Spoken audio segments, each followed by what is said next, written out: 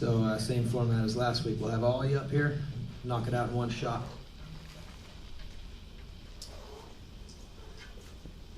In the 250 division, finishing in third, riding for Rockstar Energy, Husqvarna Factory Racing, Michael Mosman.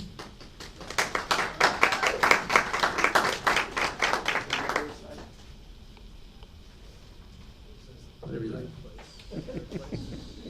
Where it says third. You're directing the whole thing. Finishing in second, riding for Monster Energy, Star Racing Yamaha, Dylan Ferrandis.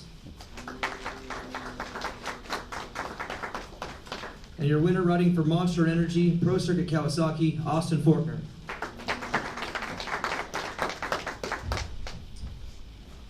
In the 450 division, finishing in third, riding for Rockstar Energy, Husqvarna Factory Racing, Jason Anderson.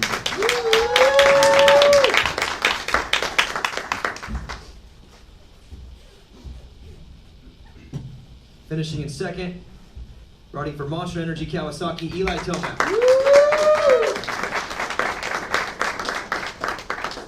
And your winner, riding for Team Honda, HRC, Ken Roxon.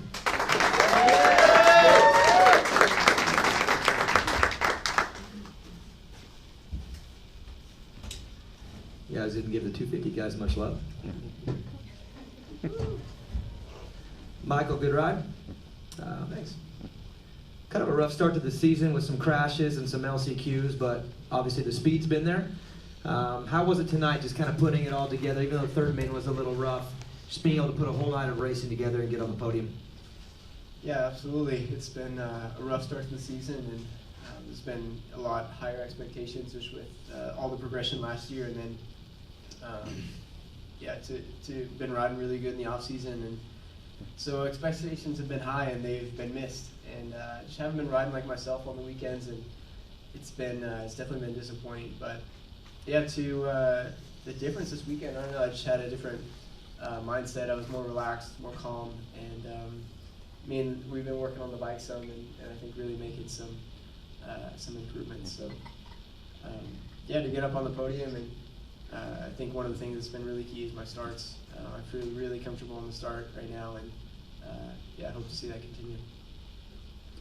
Dylan, congrats on the second. The podium, you told me that track kind of turned a little bit simple in the race, and you even said your heart rate was maybe the lowest you've ever had in a race.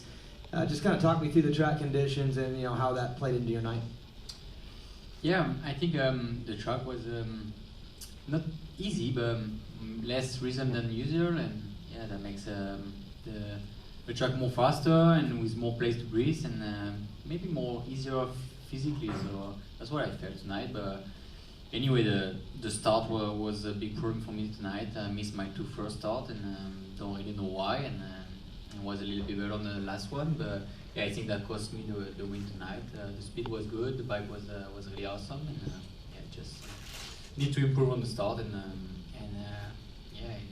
will help me a lot, I think. Awesome, good ride. Coming into the week, you're 22 points down in the championship after what happened a week ago, and you're probably obviously taking it race by race, but now that you've been able to get another win, and Justin has had his issues today, does that kind of change things back again, give you a little bit more hope than maybe you had, say, yesterday or even this morning? I mean, it's always good to go from 22 points down to 10. So, I don't know. It's still a long season. I knew that I had to dig myself out of a hole, and I still kind of have a hole to dig out of. So, I still got to make up some points, and that's what has to happen. And I wasn't really, I wasn't going to stress myself out about it.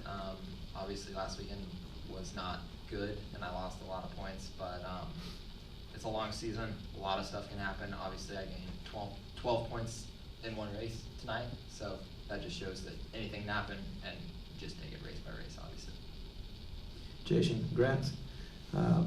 Will did a follow-up question with you on the podium about what do you need to maybe catch up speed-wise to Kenny and Eli, and I wasn't able to catch the answer to that, but I wanted to follow up and see what it is that you did say. What is it, just in the speed-wise department, that you feel you need to tighten up to be right with these two that are just seem to be about an inch in front of you?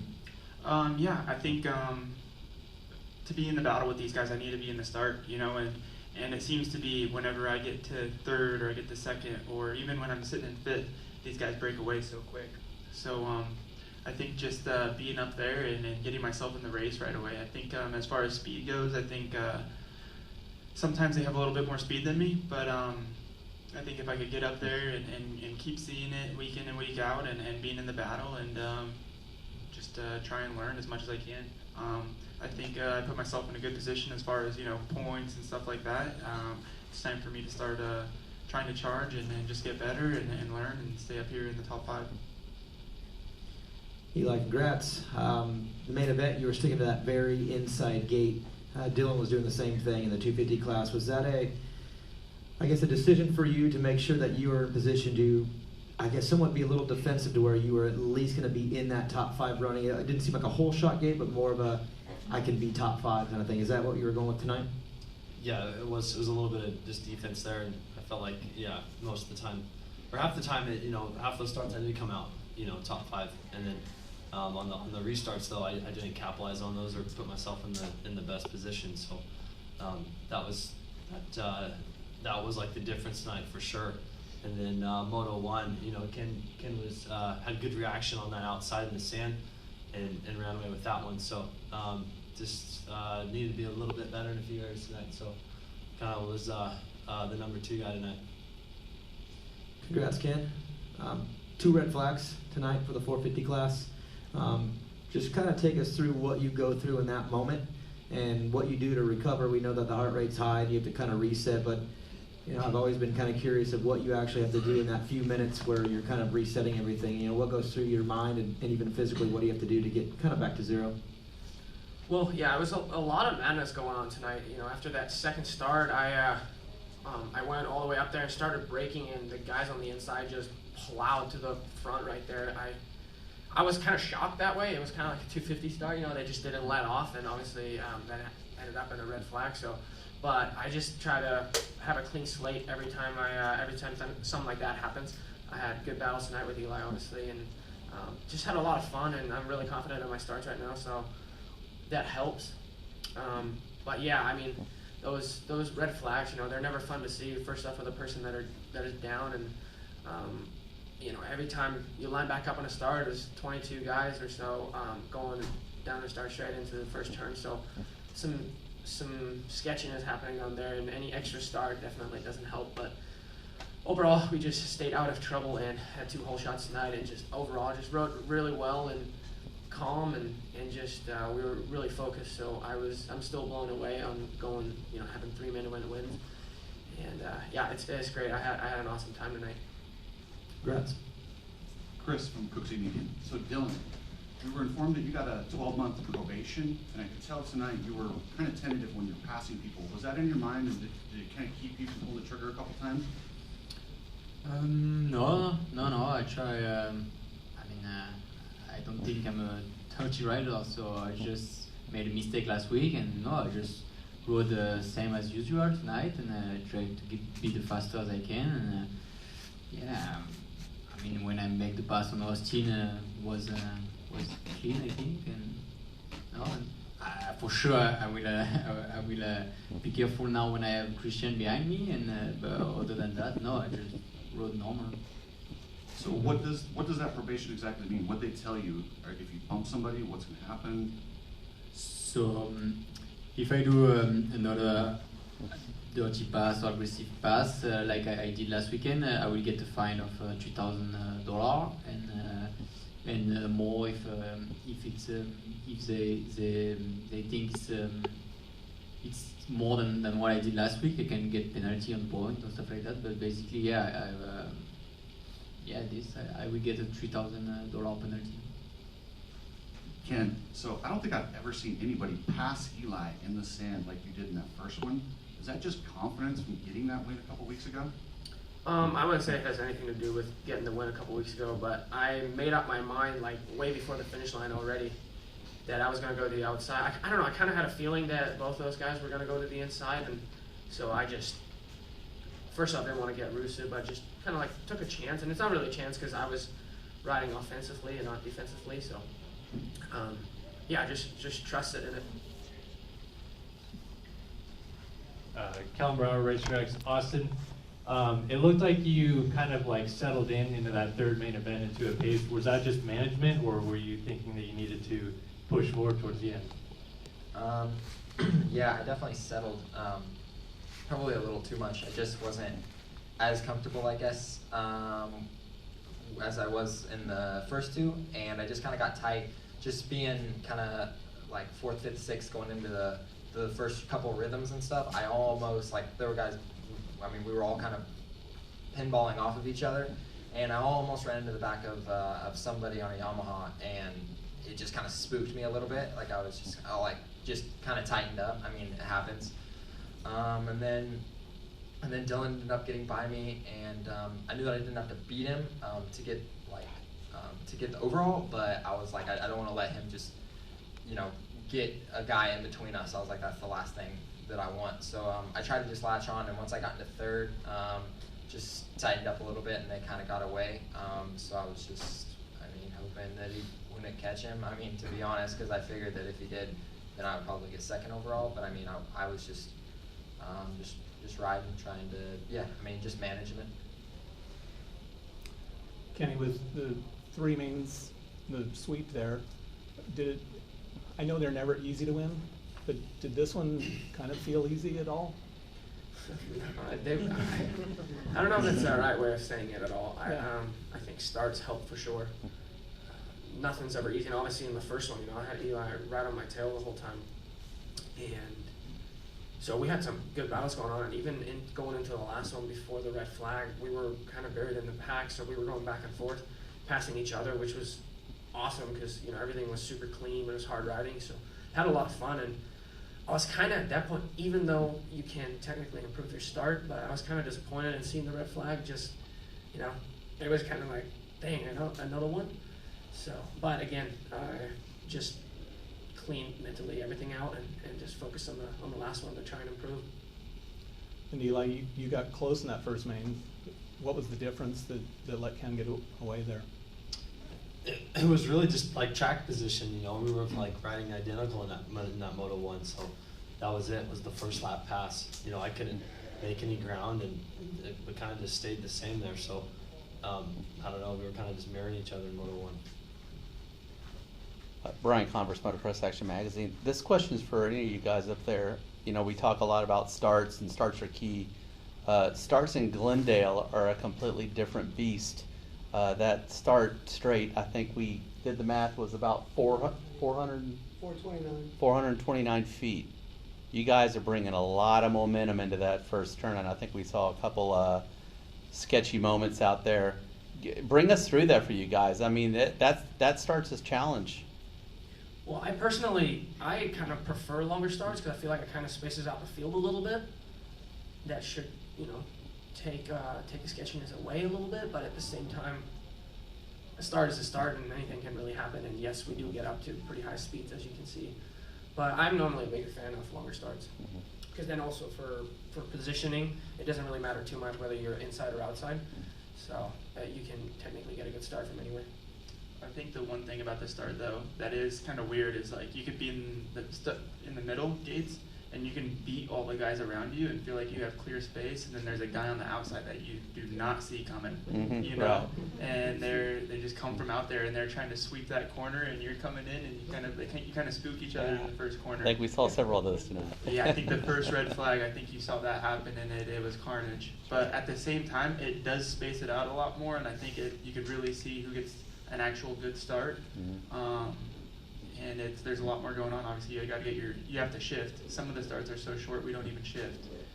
So yeah, it's crazy. I'm sure the fans love it too.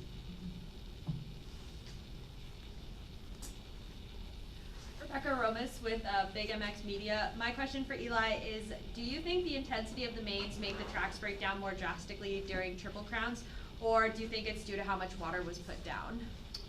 I think it's overall time on the track, and in our normal schedule, we get a pretty good prep before the night show, and then you can tell they're a little bit rushed for their work. I mean, they do what they can, right? The dirt works guys, but I feel like the track gets more broke down every time. And tonight, like the whoops, really slick. I don't know, it held up somewhat okay because it's a hard pack track, so it just got a little bit slicker every time around. But they get really, really torn up when the dirt's softer. So for a Triple Crown, it felt like the dirt worked out. Steve Lawyer, Moto X Addicts. This question's for Kenny. Kenny, when you have Eli like breathing down your throat for like a whole main event, can you take us through like how you react to it? Like, does your heart rate eventually come down to get used to him being there, tune him out, or like how does it go for you? Because in the crowd it's very intense, but for us, like, does it just become like another laugh after a while? Well, it's experience, but also it's not the first time we do that to each other, you know. So ultimately, it's just years and years of racing, and it doesn't, you know, it's very important to just keep calm and keep a cool head, because you just kind of gotta expect. I mean, you hear the bikes and whatnot, but you can tell when you hit a turn not as good or a rhythm section not as good, and somebody's coming to the inside. So it's kind of instincts a little bit just over the years and collecting experience. Here in the back, Andrew Curlin, Acceleration Nation for Kent.